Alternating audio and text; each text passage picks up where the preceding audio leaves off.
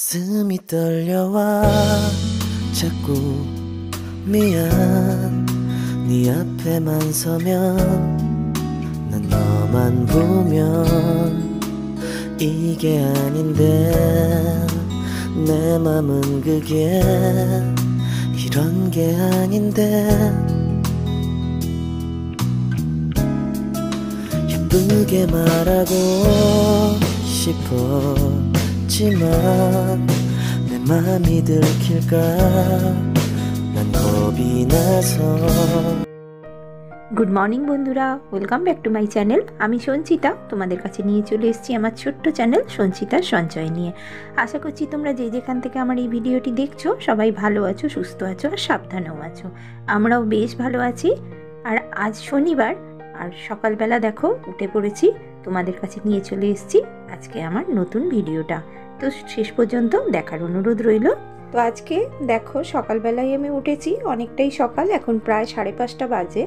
কিন্তু আমি তোমাদের যখন এটা দেখাচ্ছি দেখো চারিদিকটা কুয়াশায় ভরে আছে আর অনেকটা কিন্তু বেলা হয়ে গেছে। তখন প্রায় 6টা বাজে।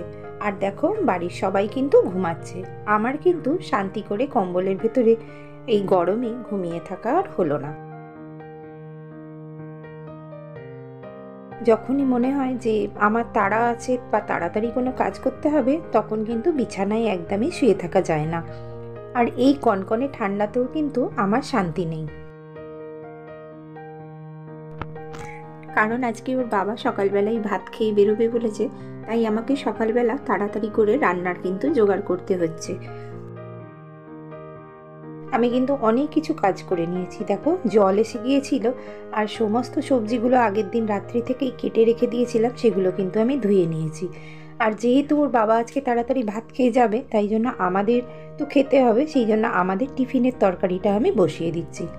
এই যে ফুলকপি, আলু, বিনস, গাজর দিয়ে একটা মিক্স সবজি করছি। এই মিক্স সবজিটা কিন্তু খেতে রুটি দিয়ে খুব ভালো লাগে। টিফিনটা হয়ে গেল। আমি টিফিনটা কিন্তু একদম রেডি করে গুছিয়ে রেখে দেবো জানো, কারণ ওর বাবার খাবারটা হয়ে গেলেই আমরা টিফিনটা খাবো। তাই জন্য একদম রেডি করে রেখে দিলাম, আর মেয়েকেও খাবারটা দিয়ে দিলাম, আর আমারটাও একদম সুন্দর করে গুছিয়ে রেখে দিলাম। আর আমি ভাতটা কিন্তু বসিয়ে দিয়েছি, কারণ ভাতটা যদি হয়ে যায় না, দেখবে সব রান্না কিন্তু খুব তাড়াতাড়ি হয়ে যায়। কারণ এটা হয়তো মা লক্ষ্মীর আশীর্বাদ, জানো, ভাতটা যদি তুমি তাড়াতাড়ি করে নিতে পারো তাহলে দেখবে সব রান্না তাড়াতাড়ি হয়ে যায়। তো ওই যে পুঁটি মাছ ছিল আমার, তা পুঁটি মাছও একটুখানি ভেজে দিলাম। ওর বাবা বলল আমি কিন্তু ছিমছাম খেয়ে যাব, তা ওর বাবা যেটা ভালোবাসে সেটাই করে দিলাম, পুঁটি মাছ ভাজা।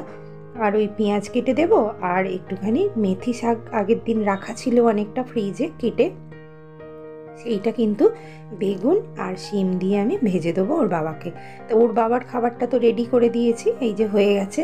এখন প্রায় 8টা, ওর বাবা খেতে বসবে এবার, তাই জন্য ওর বাবার কিন্তু পাত্রটা আমি সাজিয়ে দিয়েছি। যে যা যা খেতে ভালোবাসে তাই দিয়েই কিন্তু আমি ওকে দিয়ে দিলাম।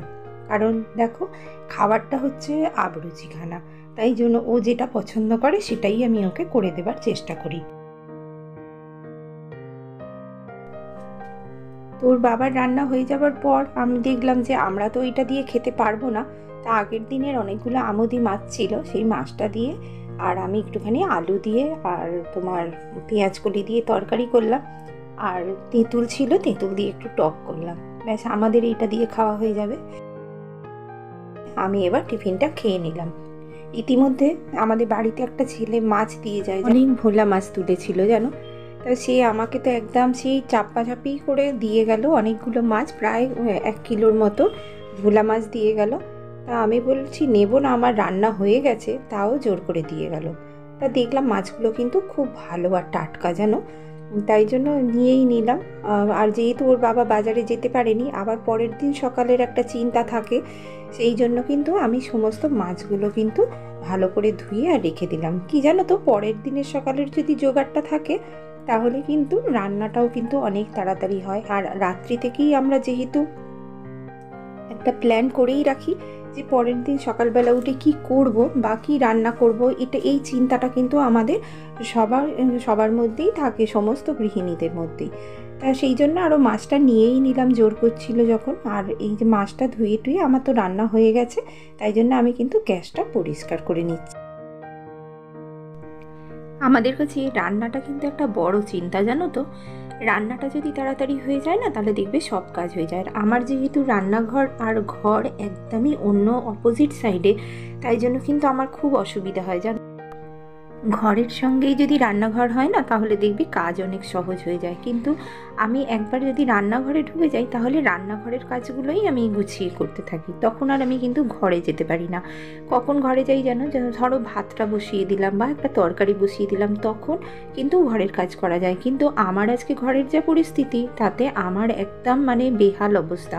আমার আজকে হাতের জল শুকনো হবে না, জানো তো। এত আমার সকাল থেকে কাজ আছে যে কি বলবো। চলো, এখন তো আমার রান্নাঘরের কাজটা শেষ হয়ে গেল। আর রান্নাঘরের কাজ শেষ এই জন্যই করেছি, কারণ আজকে আমার অনেক কাজ ঘরের, তাই জন্য আমি তাড়াতাড়ি করে কিন্তু স্নানটা করে চলে আসবো। আর মেয়ে পুজো করে দিয়েছে, তাই আমার কোনো চিন্তাও নেই। তো চলো, তোমাদের এই রান্নাঘরটা পরিষ্কার করানোর পর আমি তোমাদের দেখাচ্ছি। তা আমি কিন্তু ওই যে পরিষ্কার করতে গেলে আমার অনেকটা কিন্তু বেলা হয়ে যেত। এখন প্রায় 10টা বাজে, আর এখন যদি আমি ঘর পরিষ্কার করতে যাই, তাহলে আমার অনেকটা সময় লেগে যাবে। এই দেখো কি বেহাল অবস্থা হয়ে আছে আমার। আজকে অনেক কাজ, জানো। দেখো সারা দিকে একদম ভর্তি হয়ে আছে। আর আমি স্নানটা করে নেবার পর এত ঠান্ডা লাগছিল, আমি আবার সোয়েটার পরে নিয়েছি। তা স্নানটা করার পর মানে এত ঠান্ডা লাগছিল, আমি একটুখানি যে রোদে গিয়ে দাঁড়াবো তারও উপায় নেই, কারণ আজকে আমার হাত ফাঁকাই হচ্ছে না, এত কাজ। এই যে দেখো, আগের দিন যত কেচে দিয়েছিলাম সব একসঙ্গে এনে জড়ো করে রেখে দিয়েছিলাম বিছানাটার ওপরে। আমি সব এক এক করে সব পাট করে নিচ্ছি। আর অনেক দিন থেকেই বিছানার চাদরটা পাল্টাবো ভাবছি, কিন্তু কোনোভাবেই মানে আর সময় করে উঠতে পারছি না। একের পর এক কাজও এসে যাচ্ছে, আর এখানে ওখানে চলে যাচ্ছি, তাই জন্য বিছানার চাদরটাও পাল্টানো হচ্ছে না। আর যত জানো তো, যেখানে যত সব জামা কাপড় আছে সব এইটার উপরে একসঙ্গে জড়ো করছি। আর কি বিচ্ছিরি দেখতেও লাগছে নিজেকে, তাই জন্য এখানে চাদরটা কিন্তু আমি পাল্টে দিলাম। কারণ দেখবে চাদরটা পাল্টে দিলে বেশ ভালো লাগে মনটা। আর দেখো, এই দেখো বিছানাগুলো গুছিয়ে দিয়েছি, কত সুন্দর লাগছে। আর এলোমেলো অবস্থায় থাকলে না ভীষণ দেখতে বাজে লাগে। এইবারে ওগুলো তো গেল, এবার চেয়ারের উপরে এক গাদা জামা কাপড় সোয়েটার সেগুলো ছিল, সেগুলোকেও আমি সুন্দর করে পাট করে কিন্তু রেখে দিচ্ছি, কারণ এগুলো আবার বিকেলবেলা লাগবে। এই সোয়েটার, তারপরে টুপি, মাফলার, এগুলো কিন্তু আমাদের তো নিতেই হবে, কারণ বেশ ঠান্ডা পড়েছে কনকনে।